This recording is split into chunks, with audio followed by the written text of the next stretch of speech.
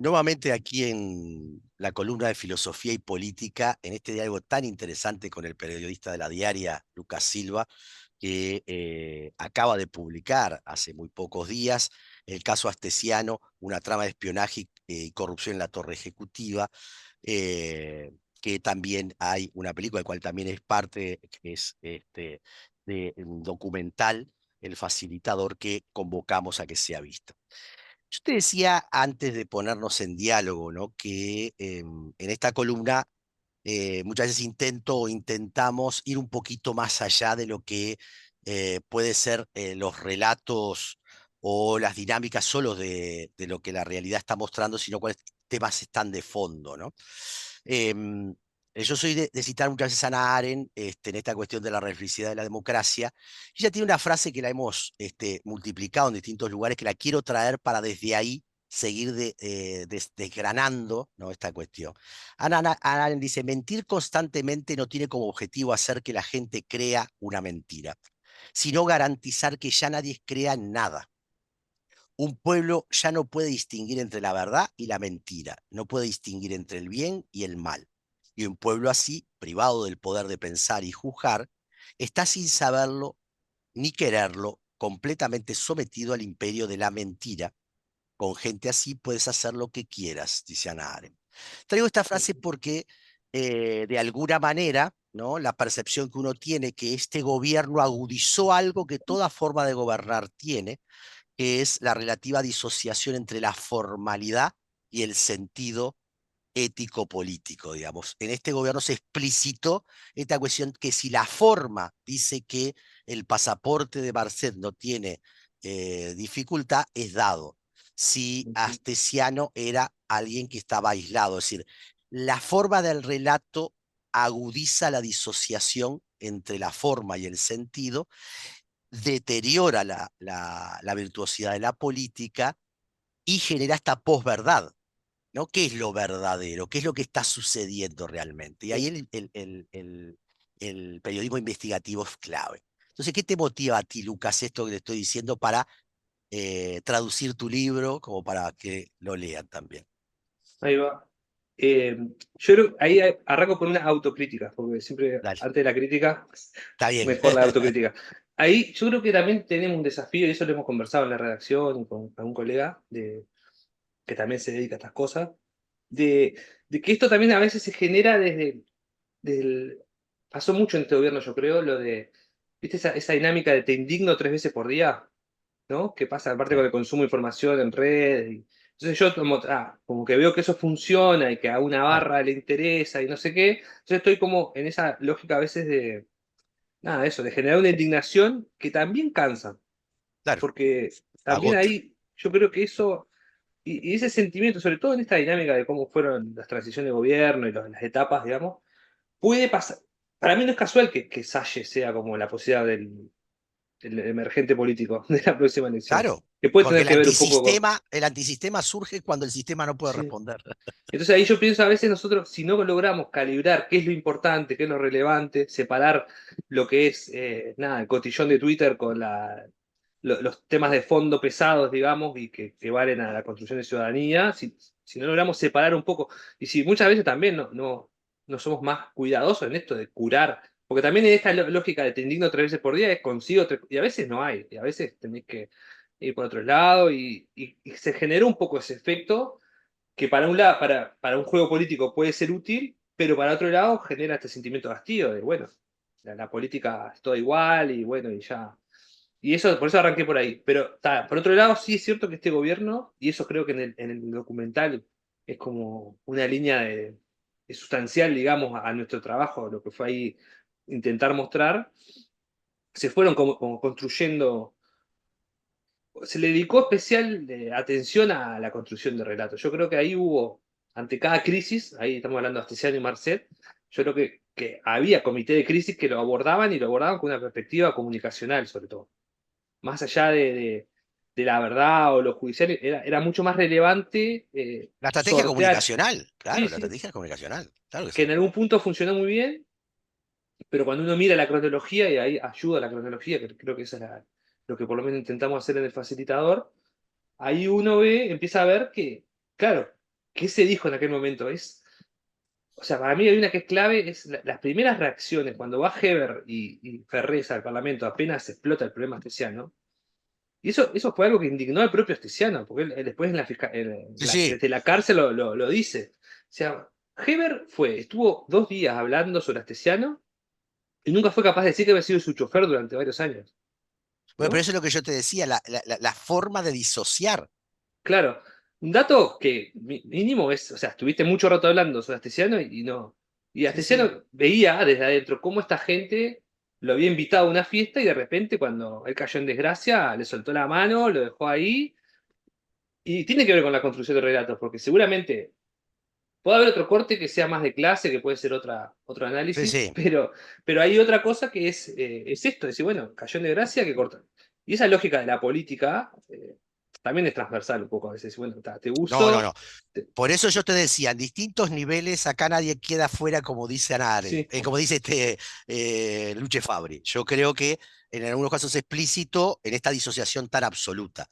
Pero sí algo que sí, estás diciendo que es clave, ¿no? Este manejo comunicacional que instala un relato, que genera esta disociación donde el sistema ya queda en lo políticamente correcto y no puede, de alguna manera, repensarse críticamente, ¿no? Y como tú dices, surge el antisistema, pero también se refuerza una forma de entender la política, que es el poder por el poder mismo. sí, sí. Ya no Y hay acá otra virtuosidad. particularidad es que el ideólogo de todo esto, que eso en el facilitador creo que se termina mostrando, que era en uno de los últimos capítulos, ya del caso de Puede Marcet ser. del episodio de la destrucción de documentos públicos, Ujú. que cae, parece como medio un arco poético, pero el ideólogo de todo eso es el que cae también, Roberto Lafleur, que Sí, seguramente pero fue clave en todos los comités de crisis. Sí, y también es Pero cierto sin que embargo, cae. en esta condición de clase que tú decís y también de valor para el objetivo, es reposicionado en dos lugares nada menores, en la Comebol y de asesor de Delgado. Nada Sí, es menor, cierto. ¿no? Eso Sale está del contado ahí lugar, también. pero es reposicionado, mientras Castesiano fue al ostracismo en la cárcel, ¿no? Sí, Son peones distintos para la lógica de la gestión del poder. sí, sí. De hecho, Astesiano en algún momento hace un planteo, compara, él tiene la sensación de que este sector del Partido Nacional o como que con Penades se preocuparon más, Claro, ¿entendés? bueno, Y eso lo plantea. Y es cierto, se armó todo un despliegue, bueno, también el caso de Taroco, de cómo se montó todo esto como que le tiraron, lo quisieron salvar más que a él, digamos. Y porque eso sí era tiene que ver con. prescindible en la lógica utilitaria del poder. Yo creo que esto es muy importante decirlo, porque esto funciona en toda forma del gobernar y en algunos casos es casi extrema como se ve acá.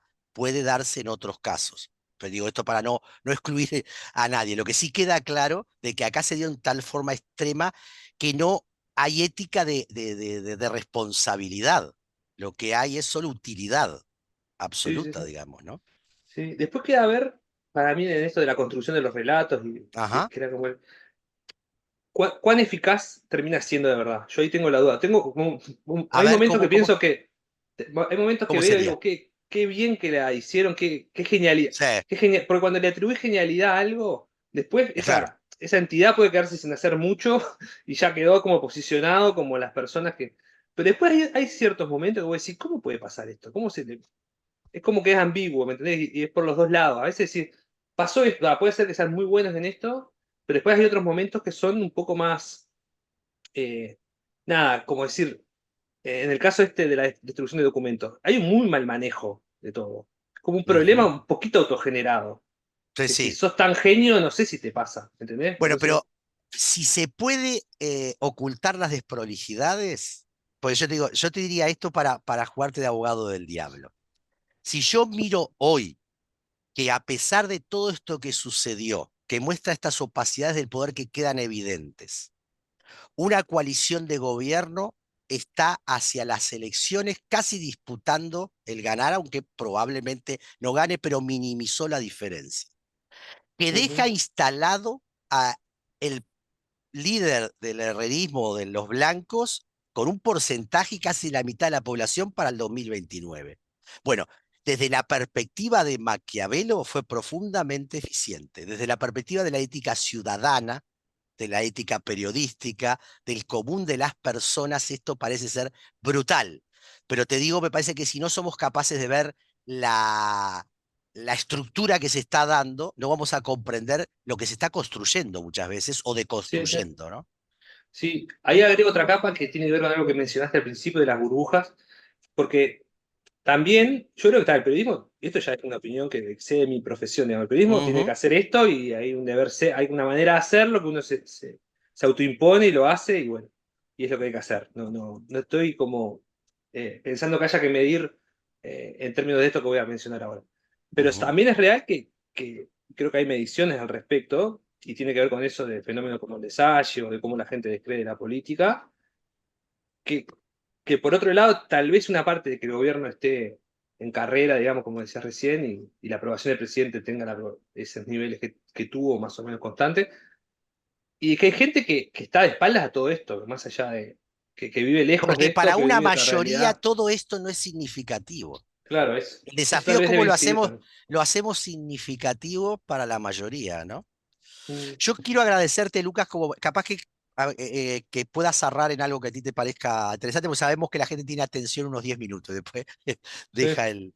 Entonces, bueno, ¿qué dirías como cierre que deje abierto a más diálogos? Porque me encantaría poder nuevamente retomar contigo de acá a Ah. unas Bueno, semanas. como en el facilitador, viste que hay dos casos, Astesiano y Marcet. A Claro. mí el tema de Marcet, que me parece que es otro nivel más de clave, en clave regional, Ujú, de lo que está sucediendo, y de hecho es mi actual línea de investigación o mi mayor desvelo, y me preocupa muchísimo lo que está pasando con el narcotráfico en Uruguay, lo que pasó en estos años con el puerto de Montevideo, y cómo eso se conecta con la violencia en algunos barrios, que son dos fenómenos que me gustaría tratar de explicar cuál es la conexión real que tienen ambos fenómenos entre el macrotráfico y el microtráfico. ujú.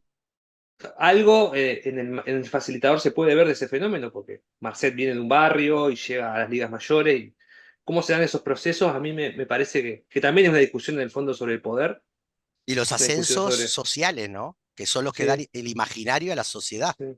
Es decir, Y me ¿cuáles son preocupa cómo se eso asignan?